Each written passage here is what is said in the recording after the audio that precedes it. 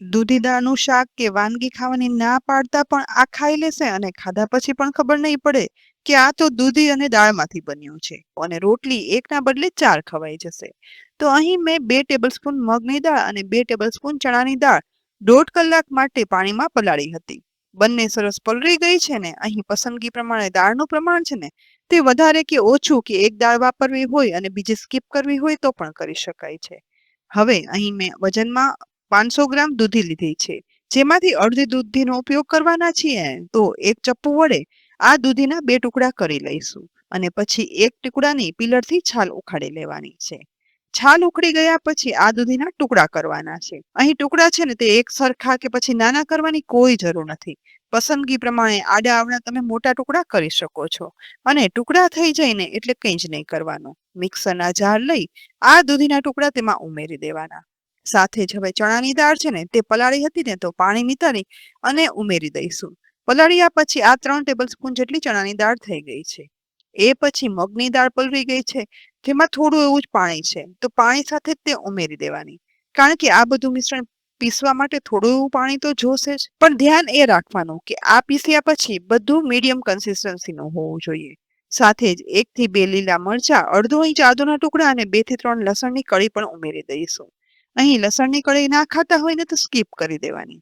હવે ઢાંકણ ઢાંકી બધું પીસી લેવાનું છે. પીસ્યા પછી આ સ્મૂથ પીસાયેલું દૂધી, ચણાની દાળ અને મગની દાળનું આવું સરસ મિશ્રણ બની તૈયાર થયું છે. તો તેને બાઉલમાં કાઢી લેવાનું. હવે જારમાં પણ સહેજ એવું પાણી ઉમેરી તે મિક્સ કરી અને ઉમેરી દેવાનું. કે આ મિશ્રણ છે તેની થિકનેસ આપણે ઢોકળાનું બેટર હોય ને તેવી કરવાની છે. હવે આ સમયે મિશ્રણની અંદર અડધી ટીસ્પૂન અથવા તો સ્વાદ પ્રમાણે મીઠું ઉમેરવાનું. 1/4 ટીસ્પૂન હળદર પાવડર, 1/4 ટીસ્પૂનથી સહેજ ઓછો બેકિંગ સોડા ઉમેરવાનો.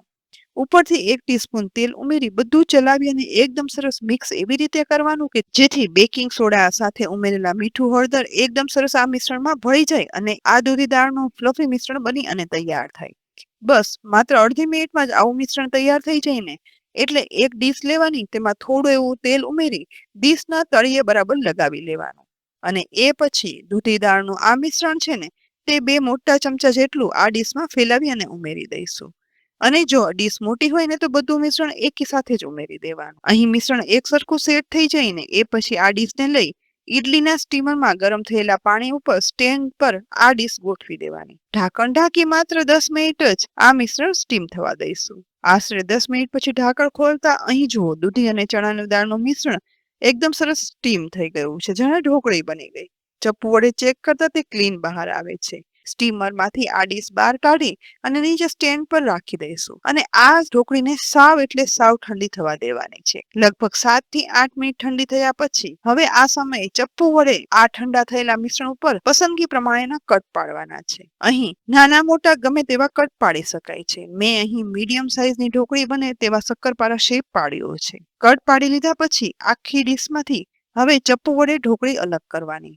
નોર્મલ ઢોકળી કે પછી ઢોકળા કરતા આ ઢોકળી છે ને તે દૂધીના કારણે એકદમ સોફ્ટ બને છે, એટલે સહેજ એવું ધ્યાન રાખી ચપ્પુ વડે અલગ કરશો ને તો ઇઝીલી અલગ જ થઈ જશે અને એ પછી તેને એક ડીશમાં ગોઠવતી જવાની, જેથી આ સોફ્ટ ઢોકળી છે ને તે તૂટે નહીં.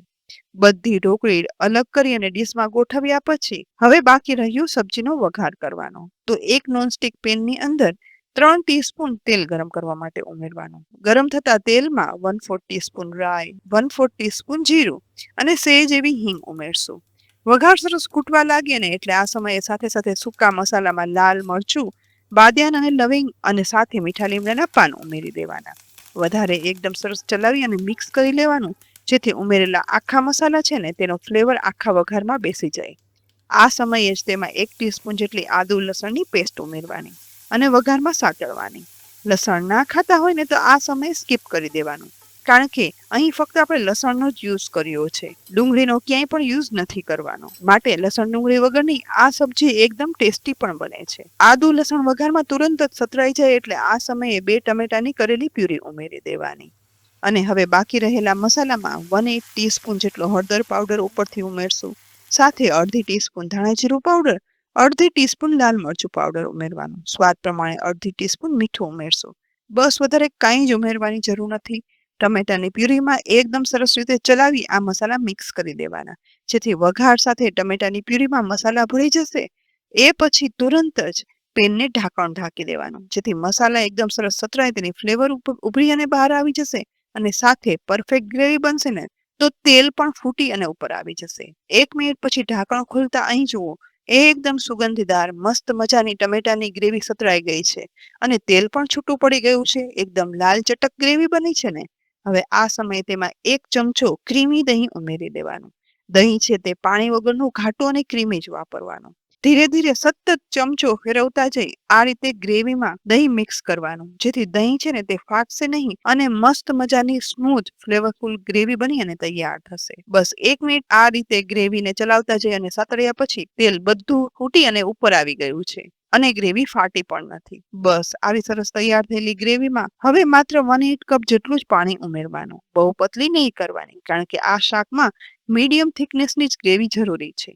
હવે ગેસની ફ્લેમ મીડિયમ કરી દઈ અને ઉપરથી આ ગ્રેવીમાં ધીમે ધીમે કરી બનાવેલી દૂધી અને દાળની ઢોકળી છે ને તે છૂટી છૂટી આ રીતે ઉમેરવાની. દૂધી અને દાળની આ ઢોકળી ચીપકશે નહીં, પરંતુ એકદમ સોફ્ટ છે ને એટલે એકસાથે ના ઉમેરતા ધીરે ધીરે અલગ કરી આખી ગ્રેવી ઉપર ફેલાવી દઈશું.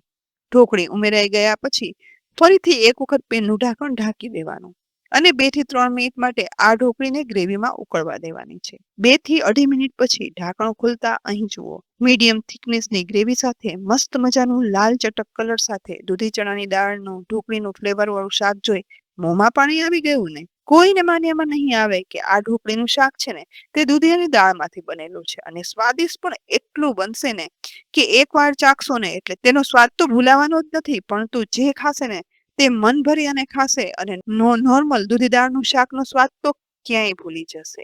હવે એકદમ તેલથી ભરપૂર લાલ ચટક આ બનેલું દૂધી દાળની ઢોકળીનું શાક ઉપર સમારેલી કોથમીર વડે ગાર્નિશ પણ કરી દેવાનું. એકદમ મસ્ત મજાનું દહીં અને ટામેટાની ગ્રેવી સાથે બનેલું દૂધી દાળની ઢોકળીનું આ શાક ગેસ પરથી નીચે ઉતારી ગરમા ગરમ પીરસો કે પછી ઠંડુ, કોઈ પણ રીતે એટલી સોફ્ટ ઢોકળી સાથે ખાવાની મજા આવી જશે ને.